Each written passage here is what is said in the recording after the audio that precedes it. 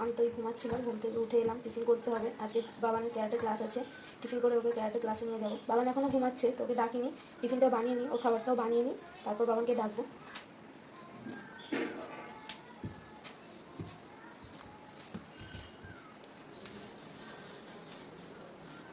আমরা আটা রুটি খাই, এটা আটা দিয়ে বানানো, তাও আবার গম ভাঙানো আটা, পুরো বাড়িতে মানে মেশিনে গিয়ে ভাঙিয়ে আনা আটা। তো ময়দা রুটি অনেকে খায়, অনেকে আটা রুটি পছন্দ করে না, কিন্তু আটা রুটিটা আমার বেশ ভালো লাগে। ময়দা রুটিটা একটু মানে ময়দাতে একটু বেশি ফ্যাটটা থাকে, তো ওই জন্য ময়দাতে একটু অ্যাভয়েড করেই চলি।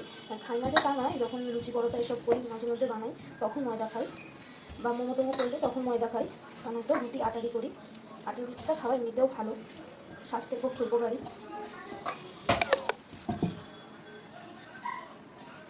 দেখো আটাটা মাখা আমার হয়ে গেছে, তো আটাটাকে আমি কিছুক্ষণ ঢেকে রেখে দেবো। ঢেকে রেখে কুদরিটাকে কেটে নেবো ছোটো ছোটো করে। তো এটাকে এইভাবেই রেখে টাকা দিয়ে এখানে রেখে দিই। এবার আমি কুদরিটাকে কেটে নেবো ছোটো ছোটো করে। দেখো কুদরিটাকে কেটে ধুয়ে নিয়েছি, এই যে কুদরিটাকে ছোটো ছোটো করে কেটে ধুয়ে নিয়েছি। আর এখানে কড়াইও বসিয়ে দিয়েছি গরম হওয়ার জন্য, আর এখানে তাওয়া বসিয়ে দিয়েছি রুটি করবো। আর দুধ ফুটে গেছে, তো দুধটা একটু ফুটলে ওটা অফ করে দেবো। এখন আমি রুটি করবো। বিকেলে টিফিনে আমরা রুটি খাই, খুব মাঝে মধ্যে ইচ্ছা হলে কিছু টুকটাক রান্না করি, মানে যখন মনে হয় রুটি খাওয়ার ইচ্ছা হচ্ছে না তখন টুকিটাকি কিছু জিনিস পাস্তা বা মোমো এসব কিছু করে খাই। আজকে রুটি করবো। আটাটা ভালো করে ময়ম হয়ে গেছে, আটাটাকে আর একটু মাখিয়ে দিতে হবে, ভালো করে মাখিয়ে নিয়ে এরকম বেশি করে নেবো আটাটাকে।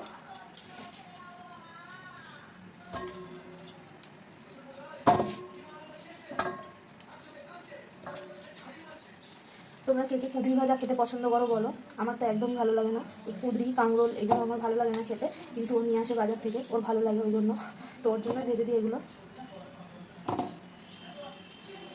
রুটি লেচি করা হয়ে গেছে, আর এদিকে কড়াইও গরম হয়ে গেছে, কড়াইতে দিয়ে দেবো তেল। কড়াইতে তেল দিয়ে দিলাম। কুঁদরিটা আমি একটু কালো জিরে ফোড়ন দিয়ে ভাজি, তাহলে তবু একটু স্বাদ লাগে, আমার তো একদম ভালো লাগে না। দিয়ে দিলাম একটু কালো জিরে।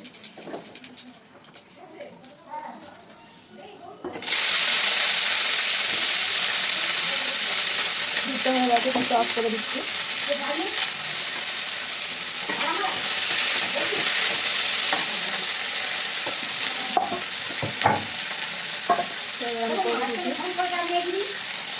দেখো এদিকে সবজি ভাজা বসিয়ে দিয়েছি, আর রুটি বেলে নিচ্ছি।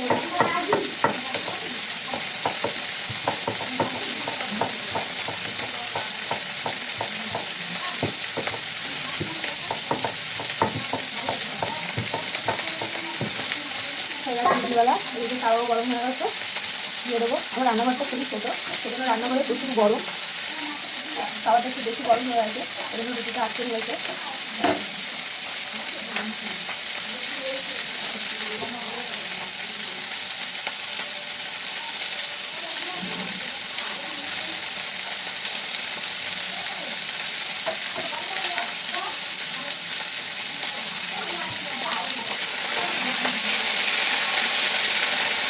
খুবই ঠিক আছে, দুধটা যখন থেকে সরিয়ে দিতে হবে, গরম হয়ে গেছে।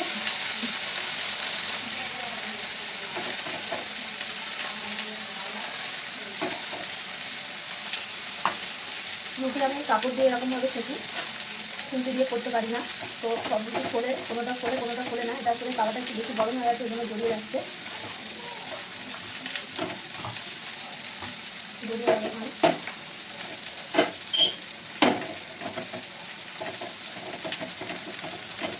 জড়িয়ে যাবে।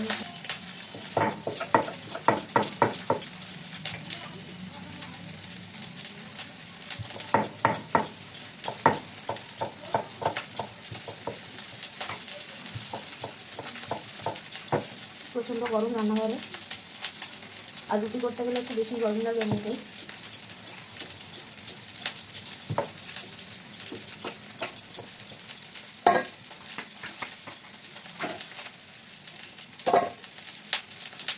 খুঁড়ি ভাজা হচ্ছে, খুঁড়ি ভাজাতে নুন দিয়ে দেবো, খুঁড়ি ভাজাতে একটু নুন আর হলুদ দিয়ে দেবো।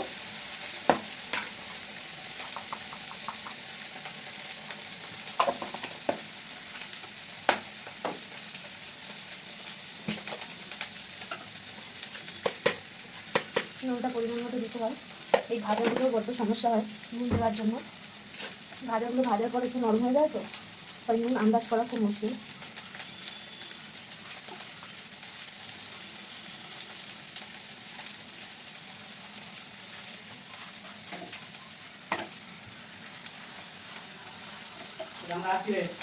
হ্যাঁ,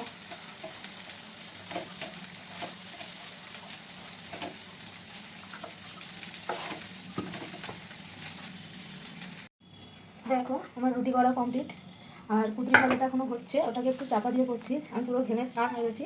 রান্নাঘরে আমার প্রচুর গরম, প্রচুর, রান্নাঘরটা অনেকটা ছোটো তো সেই জন্য। আর এখানে জানলাটা দেখছো একদম সরু একটা জায়গা, এখান থেকে একটু আলো হাওয়া যা ঢোকায় এখান থেকে, তো সেই জন্য রান্নাঘরটা খুবই ছোটো আর খুব গরম। রান্নাঘরে আসা মানে আমি এমনিতেই ঘেমে স্নান হয়ে যাই। তো এই হলো আমার অবস্থা, দেখতেই পাচ্ছ পুরো ঘেমে গেছি একদম। আচ্ছা এবার দেখো কুঁদরি ভাজাটা এই অবস্থা, মানে কুঁদরি ভাজাটা এখন হচ্ছে, তো এটাকে আমি একটু চাপা দিয়ে সিমে রেখে রেখে ভাজবো। রুটি করা আমার কমপ্লিট। আর চলো এবার বাবানকে ডাকি, ডেকে ওর ক্যারেটে ক্লাস আছে, ওকে খাইয়ে দাঁড়িয়ে রেডি করবো। চলে আসছি আবার পরে ব্লগে, টাটা।